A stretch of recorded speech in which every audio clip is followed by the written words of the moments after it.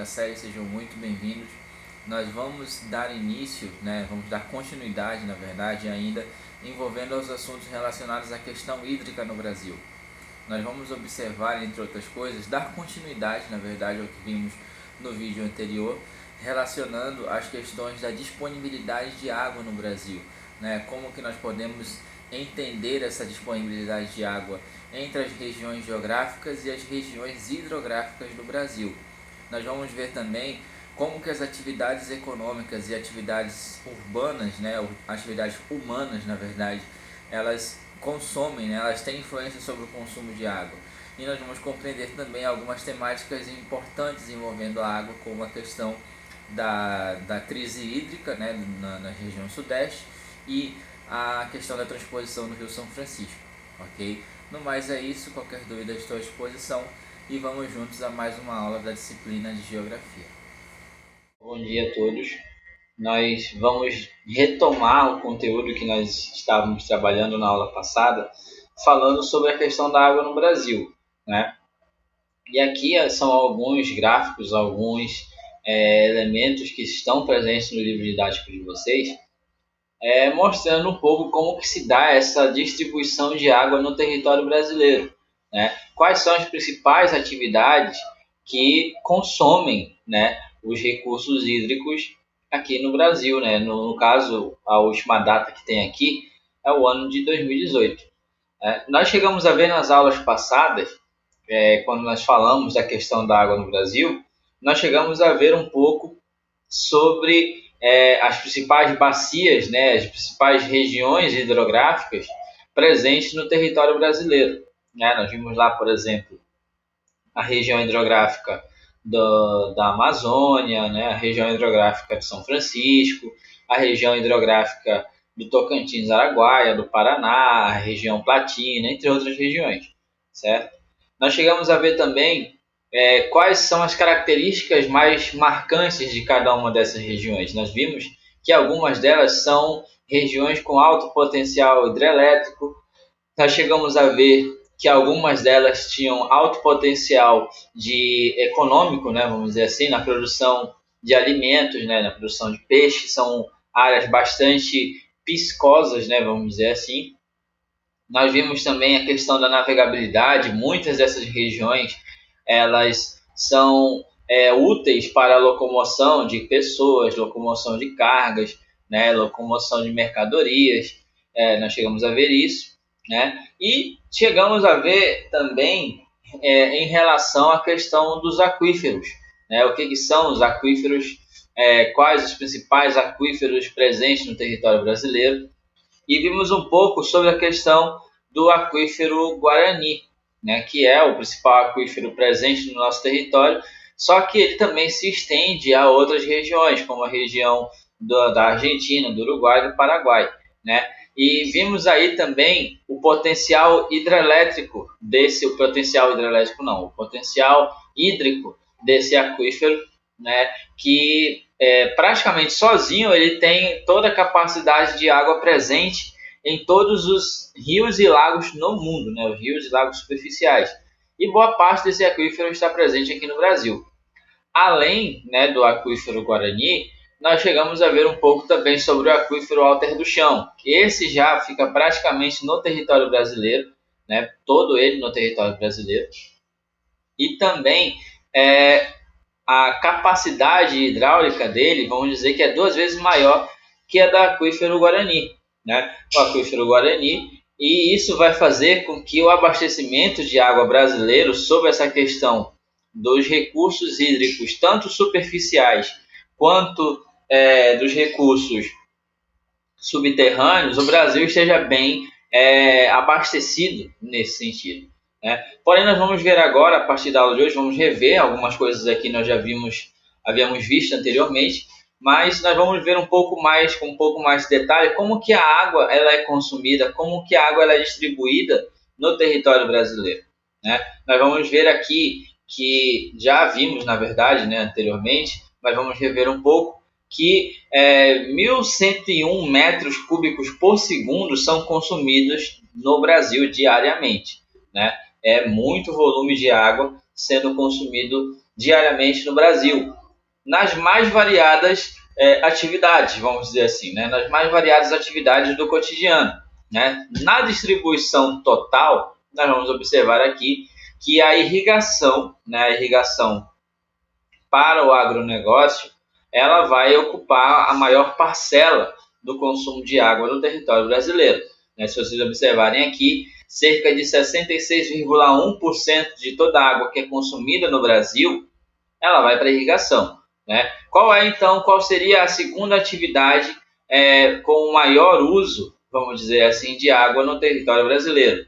Seria a questão da pecuária, né? O abastecimento para uso animal. Seria cerca de 11,6% das águas consumidas no Brasil, né? Ou seja, as atividades do agronegócio, elas sozinhas chegam a ocupar 3/4 de todo o consumo de água presente no território brasileiro.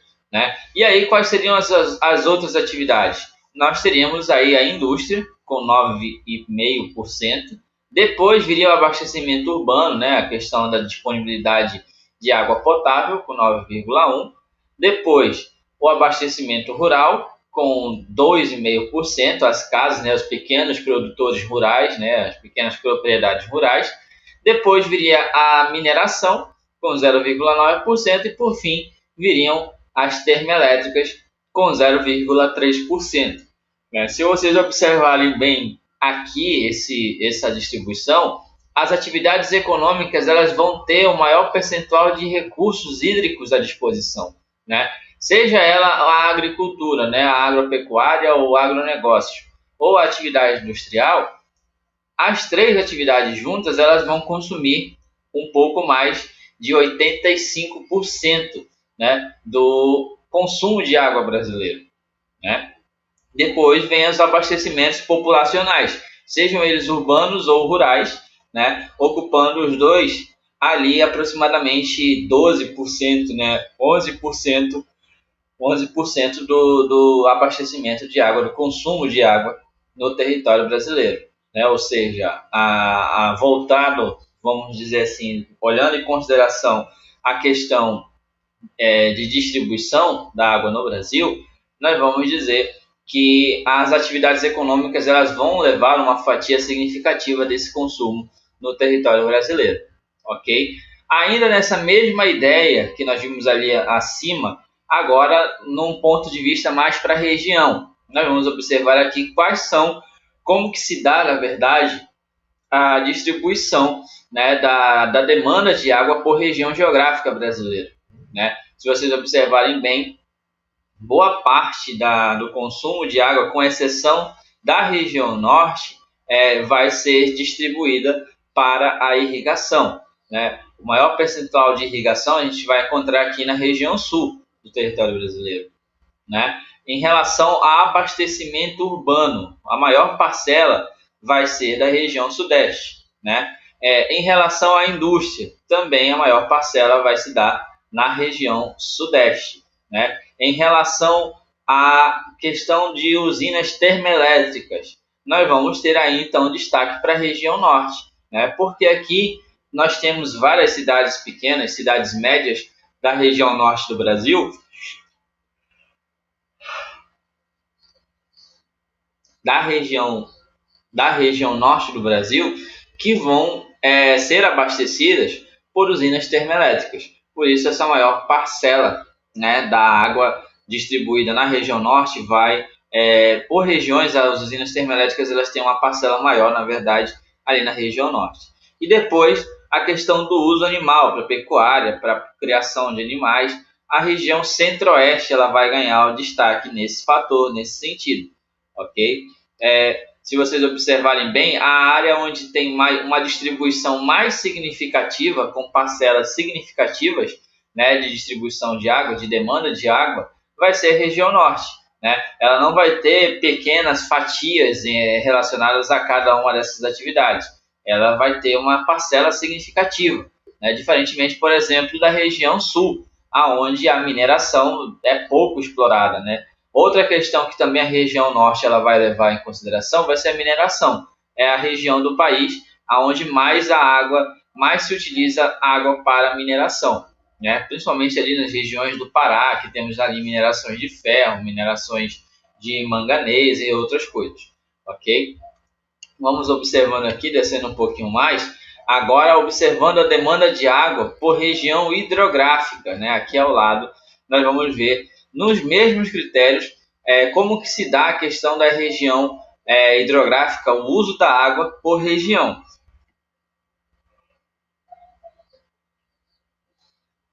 Se vocês observarem bem, a irrigação ela vai ser levada em consideração na região do Atlântico Sul e na região do São Francisco e na região do Uruguai, né? Na região ali da bacia da região hidrográfica do Uruguai, ok? Existe aí então um certo descompasso, né? Vamos ver entre as atividades em cada região.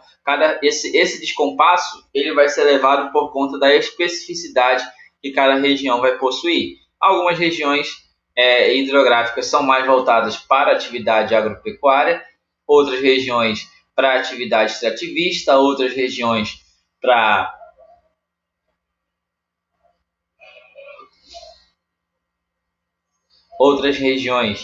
atividades de mineração, outras regiões para atividades pesqueiras, entre outros fatores que nós vamos observando aqui, né, que vocês podem observar em relação a essa distribuição, né? E aqui mais algumas informações que também já vimos anteriormente em relação à água no Brasil.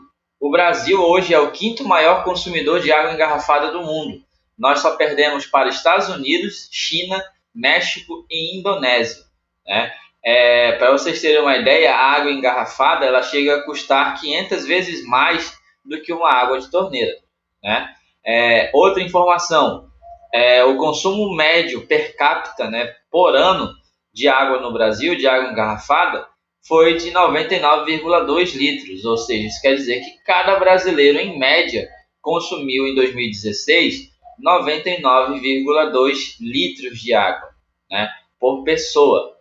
Basicamente isso. Vamos dizer que acredito que para esses últimos anos, né, 2020, ano passado, talvez esse nível de água já deva ter aumentado, né? E no mesmo ano de 2016, nós tínhamos 574 empresas diferentes produzindo água engarrafada no Brasil, né?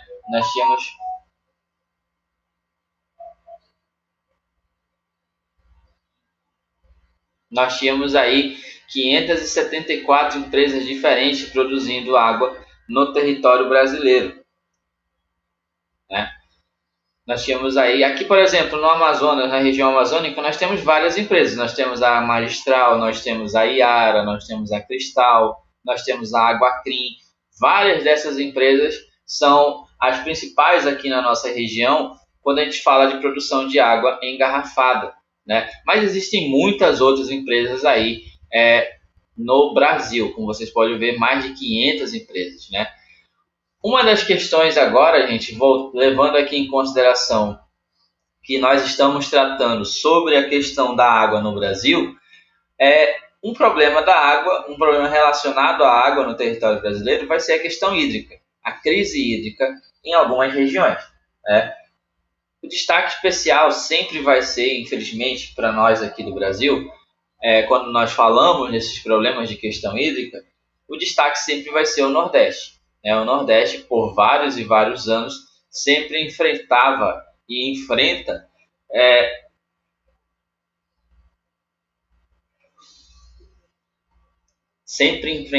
e enfrenta eventos extremos relacionados à seca, relacionados à estiagem, ok? E aqui nós vamos ver um período de seca que ocorreu entre 2015 e 2017 no Brasil, né? As faixas em laranja mostram o número de eventos de seca que ocorreram no território brasileiro em 2015, 2016 e 2017. E as faixas em verde, elas vão mostrar o percentual de pessoas que acabaram sendo afetadas por esses eventos, né? Nós vamos ver que vai haver uma diferença significativa em apenas 3 anos, né? Em apenas 2 anos, na verdade. Vamos dizer que praticamente quase triplicou o número de eventos de seca relacionados ao Brasil, né? E as pessoas afetadas pelos eventos de seca quadruplicou, aumentou 4 vezes em relação, em 2017, o valor que era em relação ao ano de 2015. Em 2015, aproximadamente 9 milhões e meio de pessoas foram afetadas pelos 931 eventos de seca. Em 2017, esse valor já estava ali próximo dos 38 milhões, né? E os eventos de seca eram aproximadamente ali 2.551, né? Para vocês verem que essa questão, né, esse debate relacionado à questão hídrica no Brasil sempre gerou preocupação e sempre gerou consequências significativas, né, para a população brasileira. Aqui vocês podem observar em relação a eventos de seca no território brasileiro por região hidrográfica, vocês vão observando que boa parte dos eventos de seca ocorridos no Brasil se deram nas regiões hidrográficas ali localizadas no Nordeste. 78% dos eventos de seca aconteceram entre 2015 e 2017 na região Nordeste do Brasil. Depois nós vamos ter o Norte com o Sudeste com 18%, e aí os outros 4% vão ficar divididos entre o Norte com 2% e o Centro-Oeste e o Sul com apenas 1%. Por conta das questões climáticas, do território do Nordeste, isso se torna mais comum acontecer nessa região. No Sudeste também as questões climáticas influenciaram muito, mas também dá para se levar em conta no Sudeste as questões relativas ao desperdício, mesmo que acontece nas grandes cidades ali, principalmente na cidade de São Paulo, que ultimamente, recentemente, foi palco de um grande período de estiagem. Eu não sei se vocês estão acompanhando os noticiários, os jornais, corre o risco de que haja um novo período de estiagem esse ano também na região Sudeste, se não esse ano, ano que vem, por conta dessas alterações climáticas e por conta de ações que acabam prejudicando, vamos dizer assim, o consumo de água nessas regiões, ok? Aqui nós vamos observar um detalhe importante, sobre como que o governo, como que o poder público ele está contornando essa situação da crise hídrica, principalmente ali na região Nordeste do Brasil, que nós já chegamos a comentar quando nós falamos, por exemplo, da bacia hidrográfica, da região hidrográfica do Rio São Francisco, que é, obviamente, o projeto de integração, o projeto de transposição das águas do Rio São Francisco. Esse projeto foi criado pelo governo federal, que, obviamente, por conta das questões de impactos ambientais, sobre a questão das obras, como que seria, valores, se não haveria risco de desvio de dinheiro, que sempre, infelizmente, é muito comum isso no Brasil, mas essa obra de transposição ela ocorre a partir de 2006, 2007, ela acontece e até hoje ainda temos alguns trechos que estão em conclusão. Alguns trechos foram concluídos, e essa obra basicamente ela vai garantir a segurança hídrica de 12 milhões de habitantes em áreas de difícil acesso de água, em áreas onde a água é bastante escassa, vamos dizer assim. Entre esse contingente de pessoas que vai ser beneficiado vai se localizar aproximadamente ali entre 390 municípios dos estados de Pernambuco, Ceará, Paraíba e Rio Grande do Norte. Se vocês observarem aqui o mapa abaixo, basicamente ele vai mostrar um pouco para vocês como que seria essa distribuição das águas transpostas do Rio São Francisco. Principalmente acertando ali, levando água para esse pessoal das regiões ali do agreste ali da Paraíba, do agreste cearense, do agreste pernambucano, e do agreste ali da região do Rio Grande do Norte. Alguns trechos vocês podem observar que já foram concluídos, os trechos ali em verde, os trechos em laranja estão em conclusão, estão em obras. A tendência é que seja entregue pelo menos até 2022, já que boa parte das obras estão avançadas, mas nunca se sabe como que pode acontecer e como que pode ficar definido de fato essa situação da transposição do Rio São Francisco, ok? E aqui para vocês verem como que essa obra ela vai ser e ela está sendo importante, ela vai, vamos ver aqui como que foi ao longo dos anos, ao longo dos tempos, o processo de secas, né? As secas que acontecem, vamos dizer, sempre nessa região nordestina, né? Se vocês observarem, com esse processo de transposição e, obviamente, também com a dinâmica climática, os eventos de seca relacionados ao Nordeste, eles acabam se atenuando, né? Eles mostram aí, essas imagens, esses mapas, eles vão mostrar para vocês como que se deu a distribuição espacial dos eventos da seca no Nordeste e em partes do Sudeste, né? Em 2017, dezembro de 2017, né, a seca na região ela foi bastante severa, foi bastante grave, né, em boa parte da região nordestina. Em junho de 2018, ela já foi tendo vamos dizer assim, tendo um período não tão perigoso, tão cruel, mas também que requer bastante atenção, né? Em dezembro de 2018 já houve ali um agravamento e depois em junho de 2019 houve uma atenuação em relação às regiões que estavam afetadas pelo período de secas ali no Nordeste brasileiro, ok? Vamos então, já praticamente finalizando o nosso conteúdo, nós vamos aqui fazer uma pequena reflexão, mostrar aqui como que a questão da água no Brasil ela é de extrema importância, né? Nós temos aqui a questão legal e ambiental, que aí é o problema, vamos dizer assim, não mais do ponto de vista apenas natural, mas do ponto de vista humano, né? As ações antrópicas que vão ser decisivas na poluição das águas, no desperdício, no mau uso dos recursos, entre outras coisas, né? Um exemplo clássico disso foi o que aconteceu em São Paulo, né? O desperdício generalizado, utilizando também da questão climática, fez com que São Paulo passasse pela pior estiagem na região nos últimos 100 anos, né? Nunca o sistema de águas deles, por exemplo, o sistema da Cantareira, nunca ficou em níveis tão alarmantes como eles acabaram ficando, né? Ou seja, é uma questão de nós observarmos como que como que se dá esse processo de crise hídrica nessas regiões, né? Aqui nós vamos observar como que a Agência Nacional de Águas, né, conhecida como ANA, ela trabalha a questão do acesso à água nas grandes cidades brasileiras, né? Ok? E aí nós vamos observando aqui, temos algumas atividades que vocês irão fazer, né? Algumas atividades que serão feitas.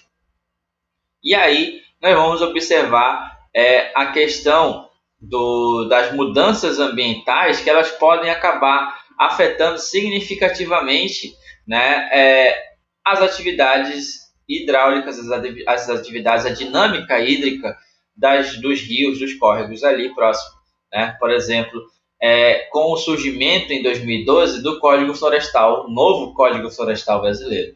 Houveram, né, de acordo com muitos ambientalistas, muitos especialistas, que as mudanças que o Código Florestal trouxe foram mais negativas do que positivas para a conservação dos recursos hídricos no Brasil, né?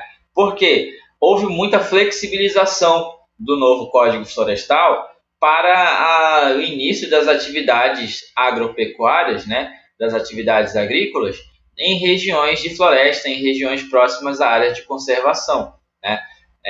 Na teoria, o Estado ele iria fiscalizar, iria pedir que as grandes propriedades fossem fiscais para evitar excessos nas regiões ali próximas a nascentes, próximas a grandes rios, né, as regiões próximas a florestas, entre outras coisas. Porém, o que acontece na realidade não é isso, né? O que acontece é um total descaso, um total desmando em relação aos recursos hídricos e aos recursos florestais presentes no território brasileiro, ok? Nós vamos ver aqui, nós temos aqui alguns destaques que foram considerados negativos por esse Código Florestal, que, por exemplo, a permissão do uso de topo de morros, montanhas e encostas para alguns tipos de cultivo, né? Isso pode ter consequências, por exemplo, na poluição dos lençóis freáticos. Isso pode ter ocorrência de deslizamento de terra, uma vez que a vegetação natural estaria sendo retirada, né? Nós vamos ter aqui depois a liberação a liberação do uso de até 50% de espécies exóticas para a recuperação da reserva florestal. Porém, vamos dizer que essas espécies exóticas, como por exemplo o pinho e o eucalipto, elas vão ter alto valor comercial, mas efetividade no solo vai ser praticamente zero, não vai ser muito eficaz, né? E aí nós vamos ter a redução pela metade da área obrigatória de matas ciliares a serem recompostas nas pequenas propriedades rurais que ficaram isentas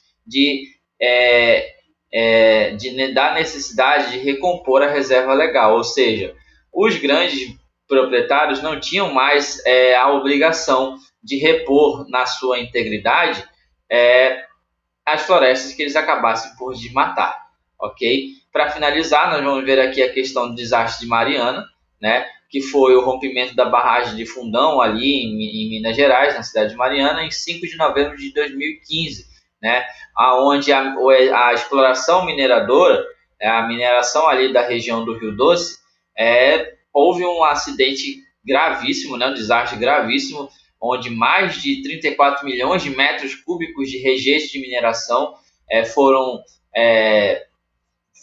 lançados, principalmente na região do Rio Doce, né? O Rio Doce ali no Espírito Santo ficou totalmente comprometido, e não apenas comprometido na sua estrutura, mas também nos seus efeitos, porque era um rio importante ali para a região, ali da região do Vale do Rio Doce, no Espírito Santo.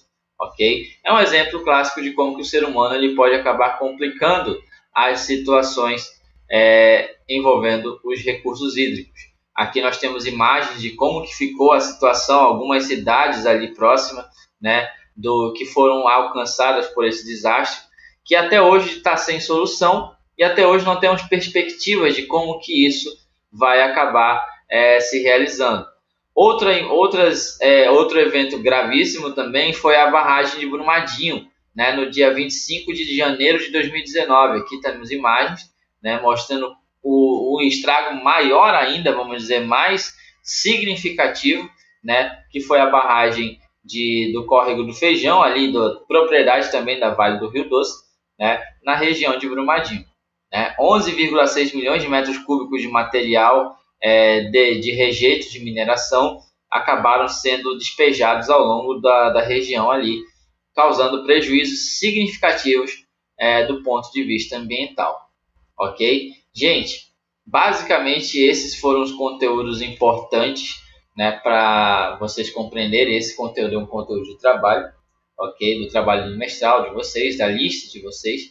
E eu espero que vocês tenham compreendido, vocês tenham entendido um pouco sobre essas situações. Nas próximas aulas, nós vamos trabalhar as revisões.